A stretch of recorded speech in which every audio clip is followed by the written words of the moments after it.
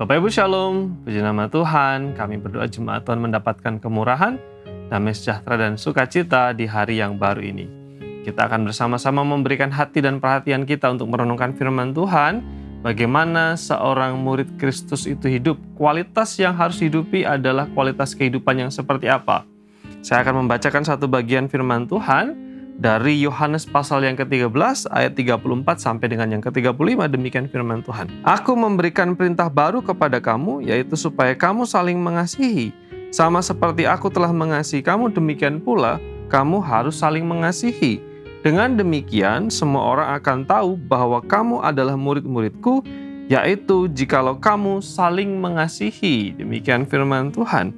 Ini adalah pengajaran Tuhan Yesus kepada murid-muridnya untuk menegaskan, untuk memberikan kepada mereka pemahaman bagaimana seorang murid Yesus itu hidup, berelasi, dan menempatkan diri di tengah-tengah kehidupan sesamanya. Firman Tuhan mengatakan, kalau kamu saling mengasihi, maka semua orang akan tahu bahwa kamu adalah murid-muridku. Jadi ada sebuah kondisi bagaimana supaya seorang murid itu kualitas hidupnya dikenal, bukan hanya secara internal tetapi juga menjadi kesaksian bagi dunia.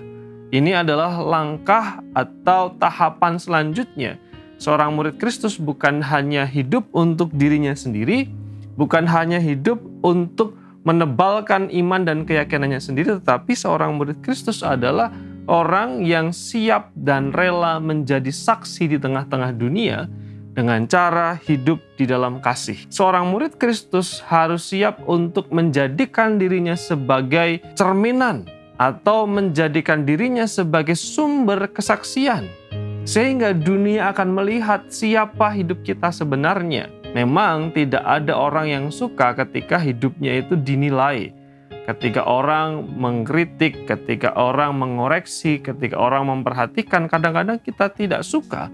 Tetapi salah satu panggilan kehidupan kita ketika kita memutuskan untuk mengikut Yesus, untuk menjadi murid Kristus, kita harus siap untuk mempertahankan iman dan kualitas kesaksian kita di tengah-tengah dunia. Bagaimana orang bisa diberkati kalau kehidupan kita sendiri tidak dijaga sedemikian rupa?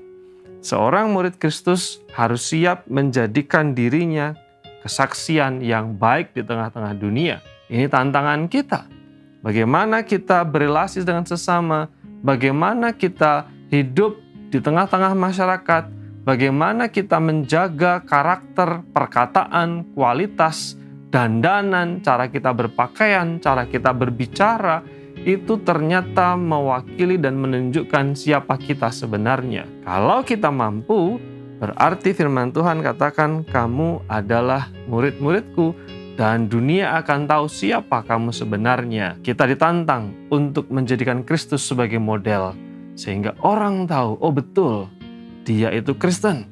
Artinya hidupnya meneladani Kristus. Oh betul, dia adalah pengikut Kristus yang hidupnya meneladani Tuhannya, yaitu Yesus Kristus sendiri, yang penuh kasih, pengampunan, rela berkorban, memaafkan, hidup dalam kebenaran dan kekudusan. Inilah kualitas yang harus kita wujudkan dalam kehidupan kita ketika saya dan saudara menjadi murid Kristus. Mari kita berdoa. Terima kasih Tuhan untuk kebenaran-Mu. Tolong kami supaya kami menjadi terang, menjadi teladan, menjadi berkat di tengah-tengah dunia, sehingga dunia tahu siapa kami di dalam Kristus. Berkat dan anugerah-Mu atas kami semua. Dalam nama Yesus kami berdoa.